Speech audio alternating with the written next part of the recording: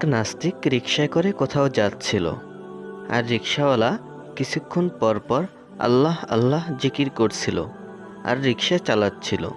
তখন নাস্তিক ছেলেটি রিকশাওয়ালাকে বলল, চাচা, আপনি যে আল্লাহ আল্লাহ করছেন, আসলে আল্লাহ বলতে কেউ নাই। এই পৃথিবী আপনা আপনি সৃষ্টি হয়েছে, আপনা আপনি চলছে। কারো সাহায্য নিয়ে এই পৃথিবী চলে না। আপনি লেখাপড়া করেননি, তাই হয়তো জানেন না। এই কথা শুনে রিকশাওয়ালা সাথে সাথে রিকশা চালানো বন্ধ করে দিল।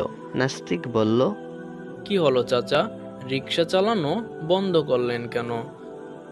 শোনো বাবা, সামান্য এই রিকশা যদি কারো সাহায্য ছাড়া চলতে না পারে, তাহলে এই বিশাল পৃথিবী, চন্দ্র সূর্য গ্রহ নক্ষত্র রাজি কোনো চালক ছাড়া, কোনো নিয়ন্ত্রক ছাড়া, কারো সাহায্য ছাড়া কিভাবে চলে?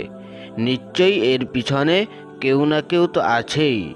রিকশাওয়ালার এই কথা শুনে নাস্তিকের চোখ খুলে গেল। নাস্তিক বলল, ঠিক বলেছেন চাচা, আমি ভুল ছিলাম, আপনি সঠিক বলেছেন।